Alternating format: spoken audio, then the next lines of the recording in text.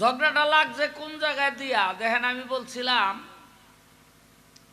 কলেমা পড়িলে হাজার তবু বান্দা হবে গুনাহগার, হাদিসে এলো সমাচার। কয়েক কলেমা সাবেত করতে হইল পীরের কাছে যাইতে হইবে, আর পীরের কাছে যাওয়াই তো আমার মারফত। কয় কি আরে বোঝে না, এইটাও বোঝে না। আরে বোঝে না যে তোর বাহে কইতো রশিদ সরকার যে তুই যে বুঝস না এইটাও বুঝস না, আমি যে বুঝি না এটা বুঝি। হ্যাঁ, কেন বললাম দেখেন, আমাদের সমাজের এক শ্রেণী বয়াতি আছে যারা পীরের দরবারে গিয়ে হাত দিয়ে মুড়ি ধইলেই মনে করে এই যে মারফত। এই এডি কে কইছে? হ্যাঁ, সূরা ফাতের 10 নম্বর আয়াত।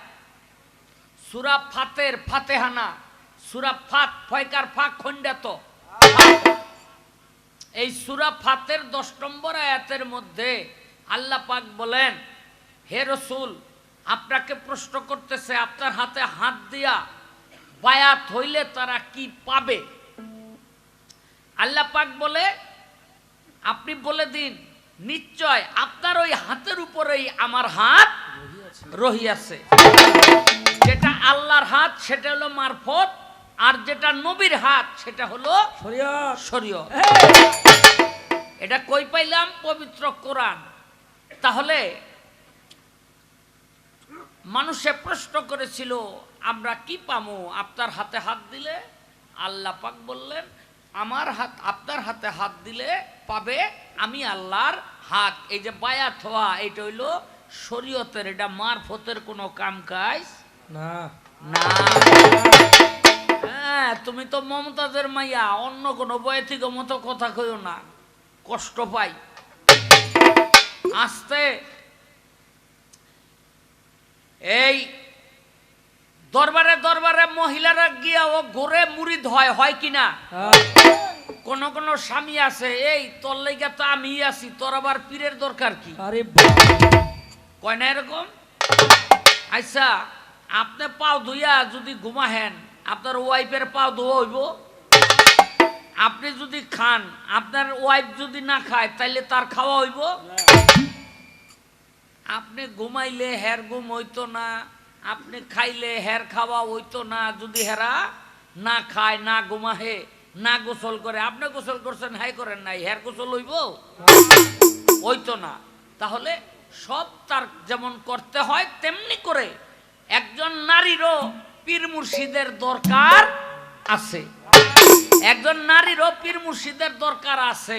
জাগো কপালে এই স্বামী পড়ছে যে মুরিদ আমি হইছি, তোর লেগে তো আমি আছি।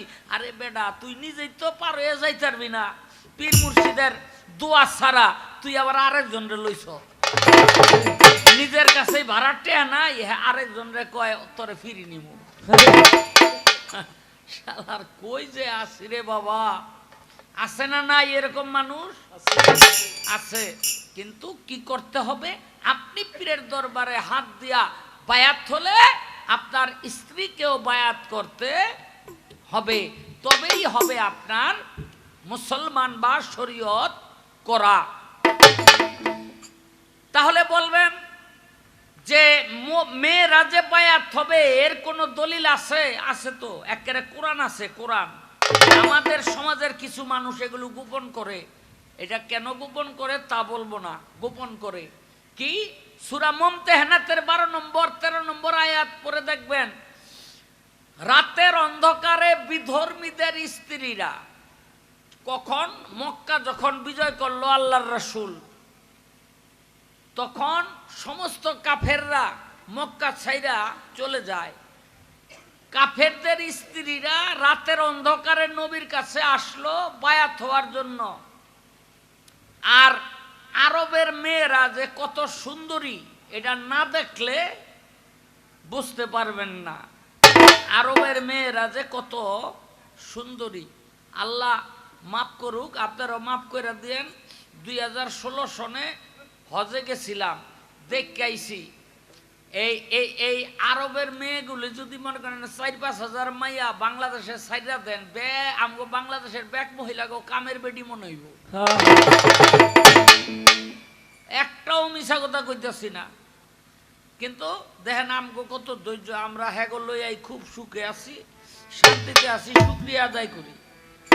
আর ওই হালারা এত সুন্দরী সুন্দরী মাইয়া লোক পাইয়া ও একজনে বিয়া করে 14টা 15টা 1000 1500 2000।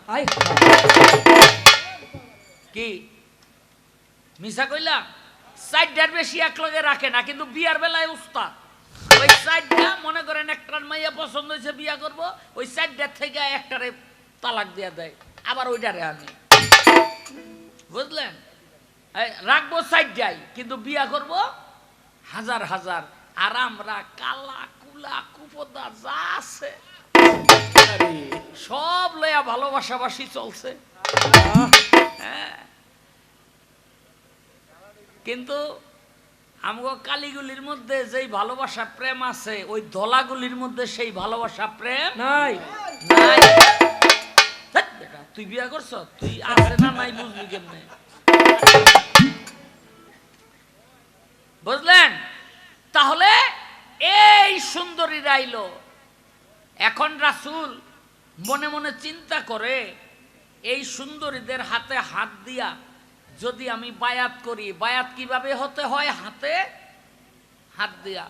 যদি আমি এদেরকে এইভাবে বায়াত করি, তাহলে আসতে ভাই, হ্যাঁ, যদি বায়াত করি তাহলে সকালবেলা কাফেররা আমার নামে বদনাম রটাবে। কি যে আমাদের স্ত্রীদের গায়ে মোহাম্মদ হাত দিছে, সবাই বলেন নাউজুবিল্লাহ। রাসূল ইস্তত বোধ করলেন, মানে কি করবে, কি কর্তব্য বিমূঢ়, সিদ্ধান্ত নিতে পারতেছেন না। তখন আল্লাহ পাক সূরা মুমতাহিনাতের 12 নম্বর 13 নম্বর আয়াত নাজিল করলেন, বললেন, হে দোস্ত, রাতের অন্ধকারে যারা আপনার কাছে বায়াত গ্রহণ করার জন্য আসছে, চুরি করবে না, জেনা করবে না, ব্যভিচার করবে না, মেয়ে সন্তানদেরকে হত্যা করবে না, এদের থেকে যদি আপনি মুখ ফিরাইয়া নেন, এরা যদি বিপদগামী থাকিয়া যায়, আখেরাতে কিন্তু এই দায় আপনারই বহন করতে হবে। আল্লাহর রাসূল কি করলো? পানি মটকা আনাইয়া তার মধ্যে পানি দিয়া এক দিক দিয়া রাসূল হাত দিল, আরেক দিক দিয়া ওই 497 জন নারী হাত দিল, তারপরে তাদেরকে বায়াত করলো। পবিত্র কোরআন সূরা মুমতাহিনাত।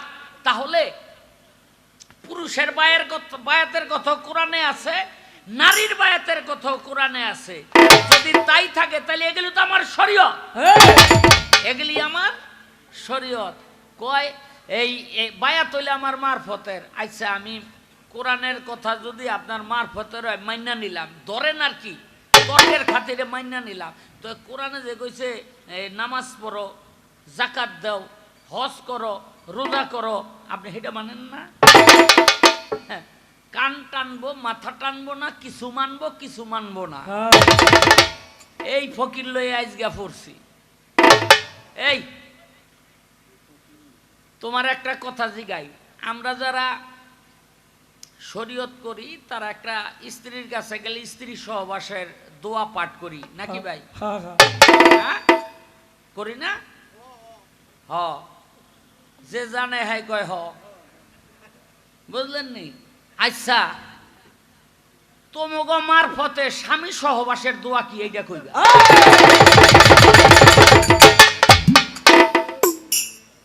আমগো শরীয়তে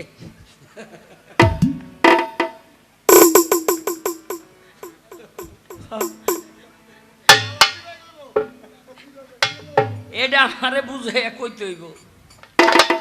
হ্যাঁ, একটা এই 2টা প্রশ্ন করছে, এই 7টা মঞ্জিল 14টা সেজদা কোরআনের মধ্যে দেখেন, 7 মঞ্জিল 14 সেজদা 30 পারা, এগুলি ইন্টারনেটের মধ্যে সার্চ দিলে সব আইয়া পড়ে।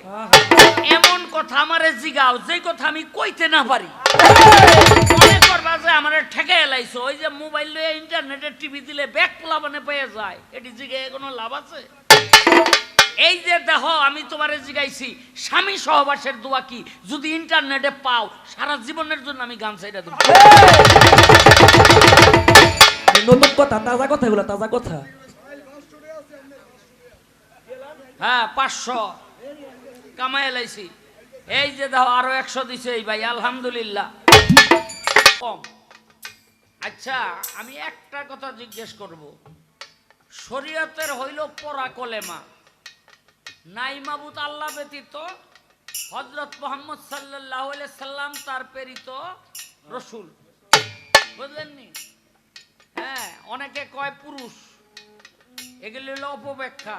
পুরুষ হইলে রাজুল হতো, রাজুল শব্দের অর্থ পুরুষ, কিন্তু আল্লাহর রসুলের সৃষ্টি হয়েছে আল্লাহর রেসালত থেকে, এজন্য তিনি হলেন রসুল, বুঝলেন নি? এজন্য বলা হয় লা ইলাহা ইল্লাল্লাহ মুহাম্মাদের রাসূলুল্লাহ, আল্লাহর রসুল অর্থাৎ আল্লাহর রেসালত। সেই রেসালত কি?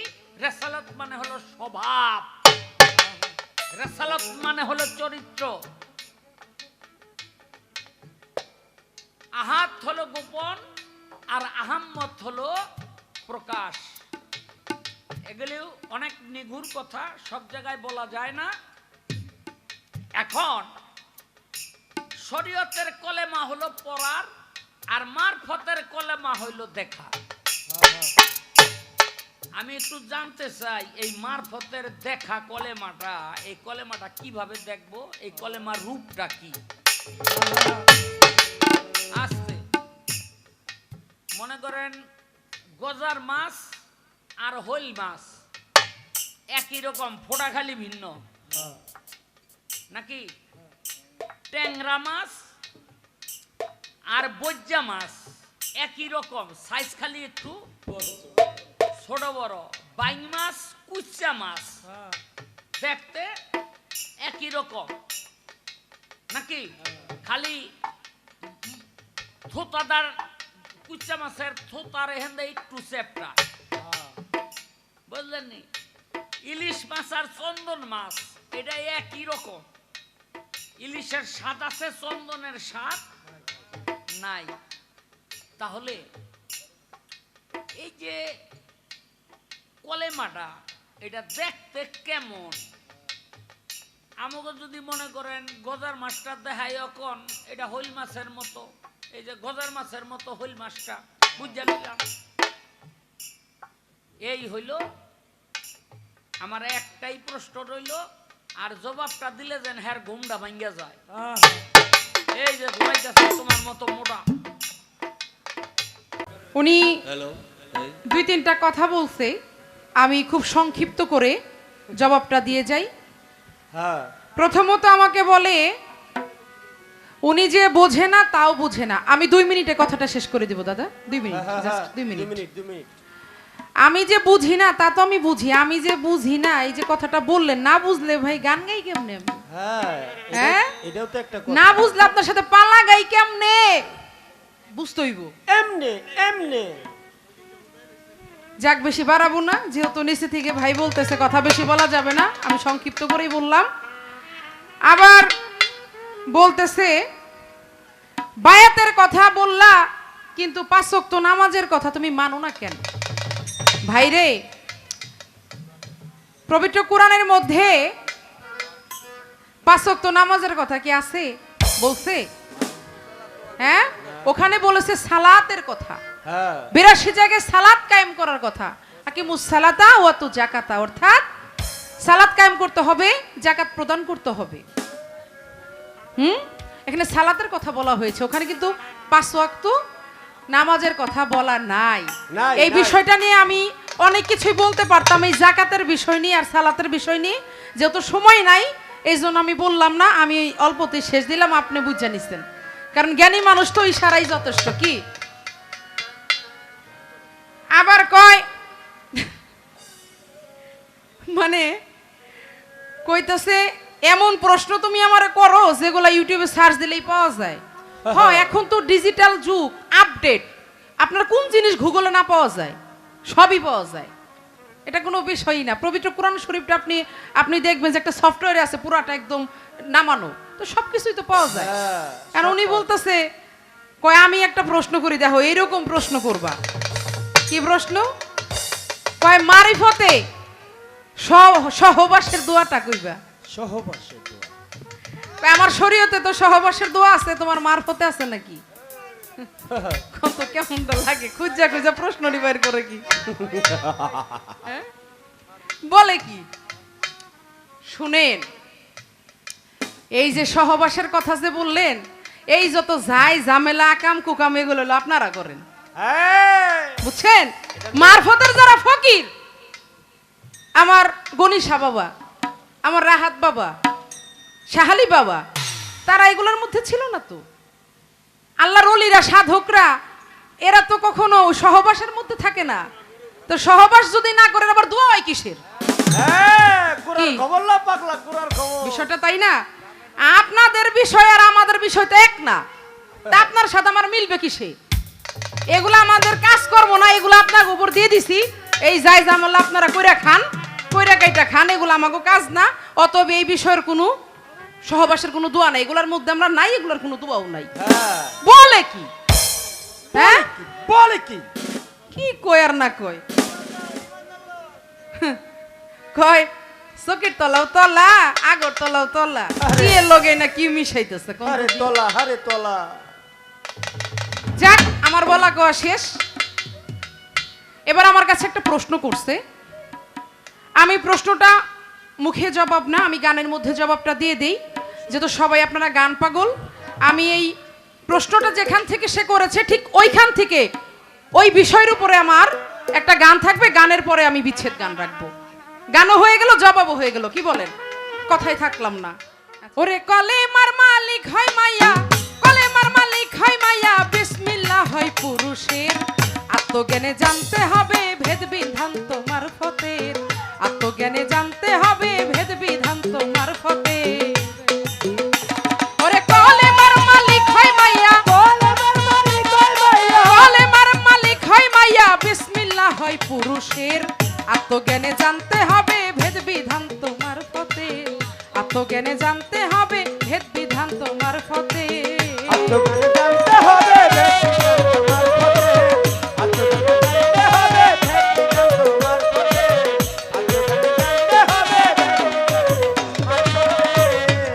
আজকে কেন গানটা ধরলাম? সে বলছে যে মারিফতে কলেমাটা কিভাবে দেখা যায়, কলেমাটা কোথায়, কি বিষয়, এই জন্য কিন্তু আমার গানটা ধরা।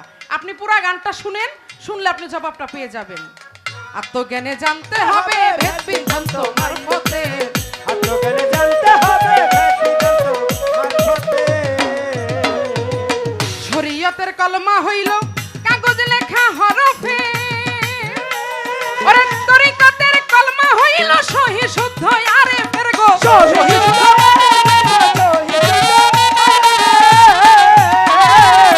শরীয়তের কলমা হইল কাগজ লেখা হরফে, ওরে তরিকতের কলমা হইল সহি শুদ্ধ আরেফের গো, সহি শুদ্ধ। ওরে দেখা কলমা বিশ্বাস করা, বিশ্বাস করা, দেখা কলমা বিশ্বাস করা, এই স্তর হাকিকতের।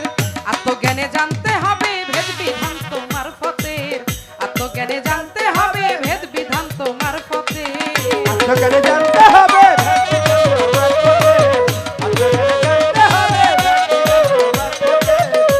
ভেদ বিধান তোমার ফতের। মারফতের কলমা রইছে মায়ার কাছে বাতুনে, ওরে পান করিয়া আউলিয়া হই যে জন তাহার ভেদ জানে গো, যে জন তাহার ভেদ জানে গো, যে জন তাহার ভেদ জানে। মারিফতের কলমা রইছে মায়ার কাছে বাতুনে, ওরে পান করিয়া আউলিয়া হই যে জন তাহার ভেদ জানে গো, যে জন তাহার ভেদ জানে গো, যে জন তাহার ভেদ জানে। ওরে চার স্তরের কলমা জানা, চার স্তরের কলমা জানা কর্তব্য হয় ইনসানের। আত্মজ্ঞানে জানতে হবে ভেদ বিধান তোমার ফতের, আত্মজ্ঞানে জানতে হবে ভেদ বিধান তোমার